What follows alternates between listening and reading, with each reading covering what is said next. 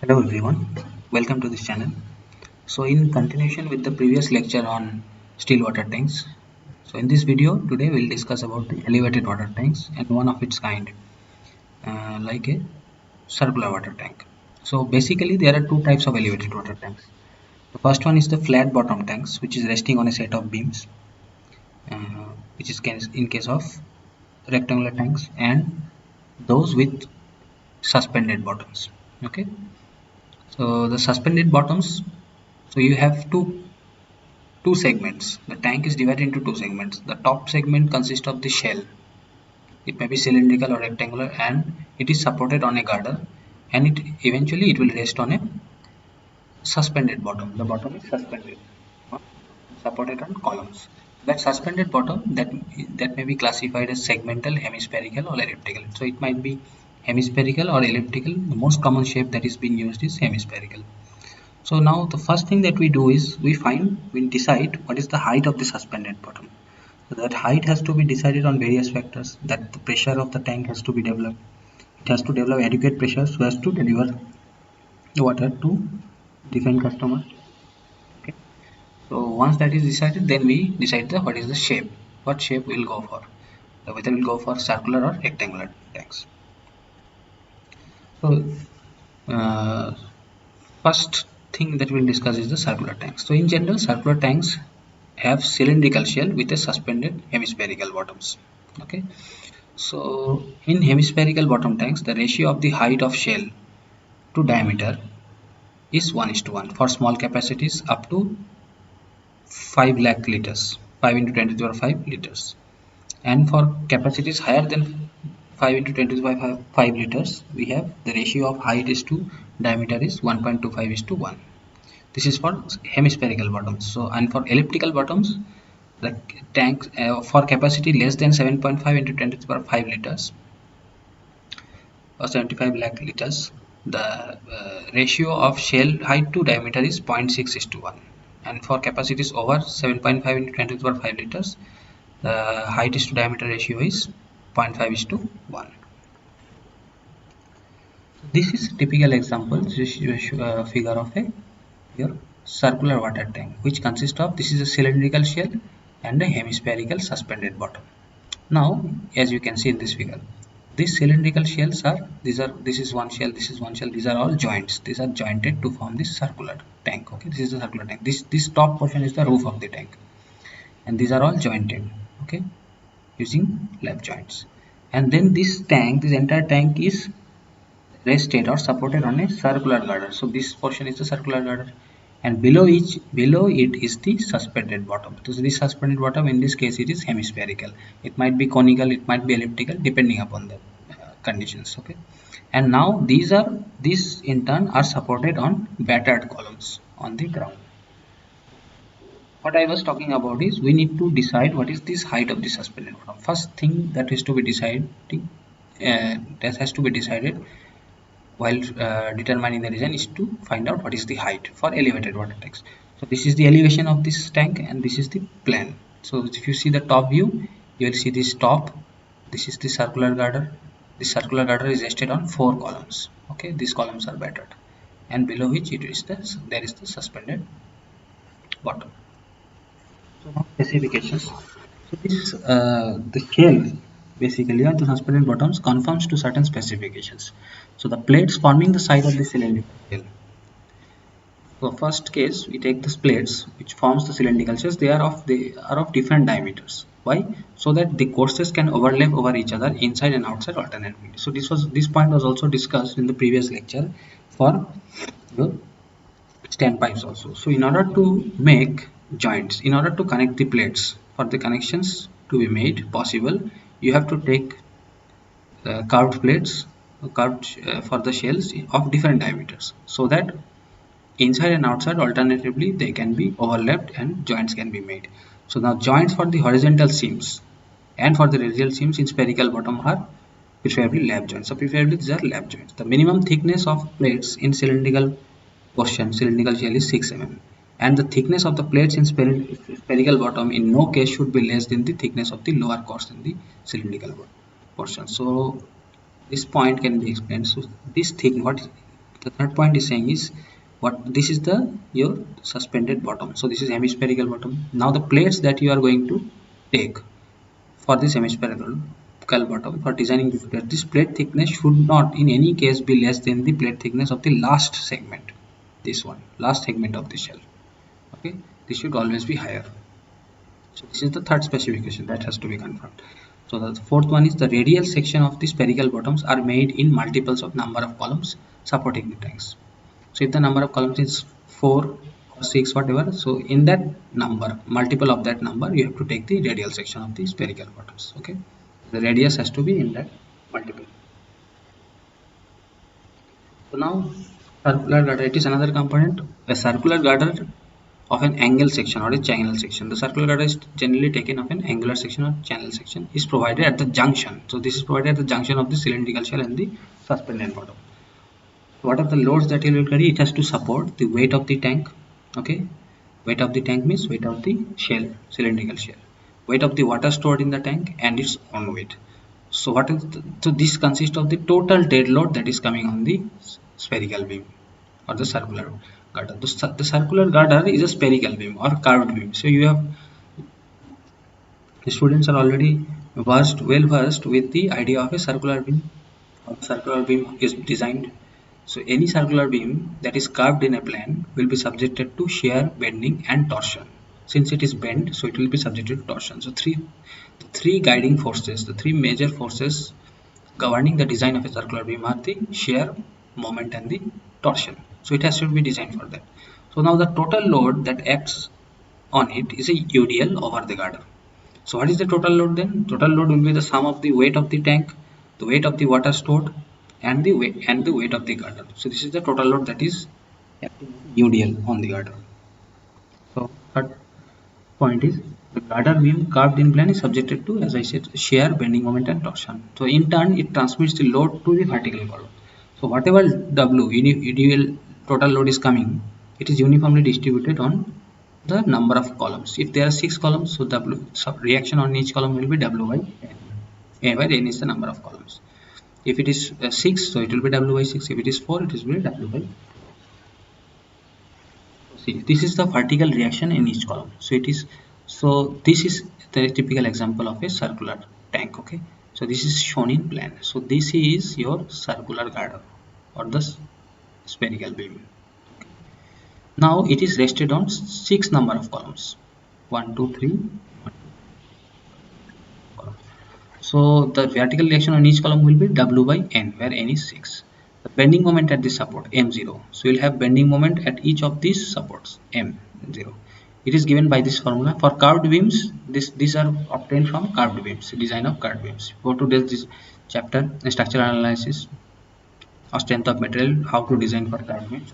Get these formulas. How to find the shear force, bending moment in the curved beams. This is given by WR by N 1 by phi half cot phi by 2, where phi is the angle between these columns. So this is a circle. So what is this angle phi? Okay, what is this angle, this phi angle which this column makes with the horizontal, with this axis? Okay, so this is phi. What is this angle that is being made? So this is with the horizontal. So this beam, this point P, this column makes an angle of phi. So with phi with the means phi is the angle between subtended at the center by these two columns A and B. So these are two columns. So these two columns together will subtend an angle, total angle of phi. Okay. At any point, you take any point x on this curve AB. So this point AX is an arc. So this arc will subtend an angle phi dashed. Okay, and the radius for each of, since it's a circle, so radius will be R, uniform. Okay, so this is the total angle subtended between the columns, and phi dash is this angle subtended at a particular distance x from the point A of the girder.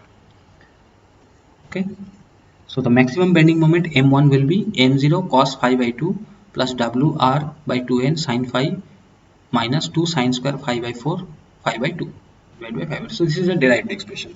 So you have all the values, you know what is phi, you know what is R, what is n, everything. You know what is m0, you found out from the previous expression. Here m0 you know, so you can find what is the maximum bending moment.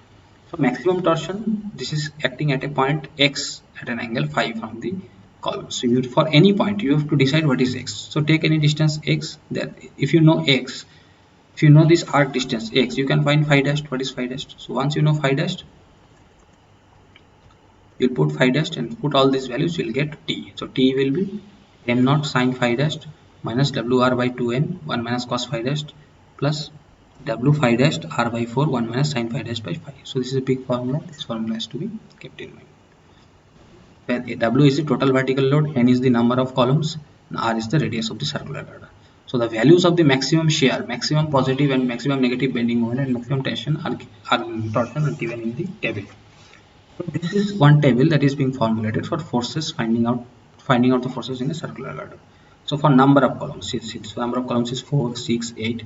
Load of the columns will be divided as per accordingly number of columns. So what is the maximum shear? Maximum shear W by 2. So this is W by 4. So this is W by 2. So find bending moment using those formula, same formula. You find what is the bending moment at the column and at the center. Okay. So what is phi? For 6 number of column, what will be phi? This will be phi, and what is the maximum torsion? So you just put the value of phi in each of this formula and obtain these values. So these values are already calculated. These are calculated and tabulated. Calculated values is in a tabulated form. Okay, already.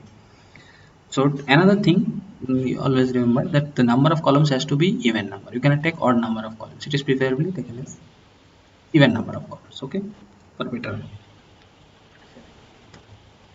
So this is the tabular form of all the forces that is acting on a circular girder for battered columns. So now this is for the straight columns. Now when the columns are battered, when the column is battered, then an additional thrust acts at the column head. Okay, and this additional thrust has to be found out. This is given by P, which is the horizontal thrust at the top of each column. Since the columns are battered, so if the column is straight, it will only carry your shear and bending and torsion forces. But if it is battered like this, it is battered. Okay, like in the figure. In this figure, it is battered. Okay, so this is not straight. This has been battered. So battering has to be say 1.25 horizontal to 1 vertical, like that. This battering is done in a particular ratio. So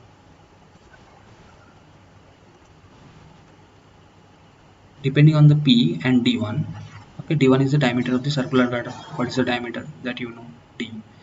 So depending on the values of P and D and the number of columns, you have this table where you can find what is the bending moment under the load, bending moment midway between the loads.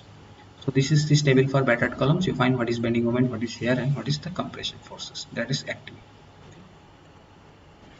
Now to design. Now find out what is the stresses. The following formula is used for the hoop stresses. Stress in the segmental bottom. Okay, the bottom segmental bottom. The stress in the radial joints is given by gamma h d1 by 2t, where d1 is the diameter of the circular girder, h is the height of water in the tank, gamma is unit weight of water, t is the thickness of the plates. So this is for radial joints. Okay, that is acting at a radius. The stress in the radial joints of hemispherical bottom. So this is for segmental. For hemispherical bottom, this is given by gamma h by d by 40. So this is hoop stress for along the radius, and longitudinal joints is given by for stress in the longitudinal joints, radial joints, it is given by gamma h d by 40. So this is for segmental bottom. For conical bottom, formula is replaced by gamma h d1 by p cosec theta. Okay, and stress in the circumferential stress will be 2 times of this. Okay, now what is d1? d1 is the diameter of the segmental bottom, d is the diameter of the cylindrical shell, theta is the inclination of the cone to the vertical. So if it's a conical bottom, then you have a cone will have a certain inclination of the vertical, so that inclination is given by theta. H is the height of the top of the cylindrical shell from the lowest point of the bottom. So lowest point of the suspended bottom, from that point to the height of the cylindrical shell, that height h is given, that is given by h. So you have all these notifications here. So design of the size, how the size will be different. So depending upon the capacity and the shape of the suspended bottom, The height to diameter ratio, usually taken as 0.8, of the cylindrical shell is assumed and the diameter of the shell is worked out. So thus you can find the diameter. Now thickness can be worked out from this formula of Hooke's stress theory, gamma h d by 2 eta sigma it. So this was discussed in case of standpipes also. The same thickness you have to work out. So where eta is the efficiency of the joints, whether longitudinal joints or radial joints, and sigma it is the axial tension stress, where h is the height of the cylindrical portion and d is the diameter. Now thickness of the plates of the suspended bottom. This is given by this formula. T is gamma h d by 4 eta sigma. It is instead of 2, it is given by 4 sigma for 18 eta. Eta is the efficiency of this. So the thickness which is obtained in this should not be less than 6 mm after making allowance for corrosion. So in any case, this thickness should not be less than 6 mm. So now how to design the connections. So connections here it is designed using rivet. So rivets are obsolete now. You can use bolts. So while using bolts, find out what is sigma AD. Calculator. This is calculator. So this is given by gamma h d by 2. Now pitch of the bolts should not be less than the strength of the bolt by sigma AD. Find what is the shearing strength and the bearing strength. The minimum of the two will give the strength of the bolt. So divide that sigma AD, this calculated by the strength of the bolt, you will get the pitch. Now that pitch should not be greater than 10 times the thickness of the plates. Okay. And for stresses acting longitudinally along the radial joint, this sigma 82, this is calculated, is given by gamma h d by 4. So again you divide for finding the pitch of the rivets along the circumference along the longitudinal joints, divide this value by the strength of the bolts, you will get the spacing of the pitch of the bolts. So this is how you design the connections. So this completes, then you have to design the circular girder. Okay, so this completes your design of circular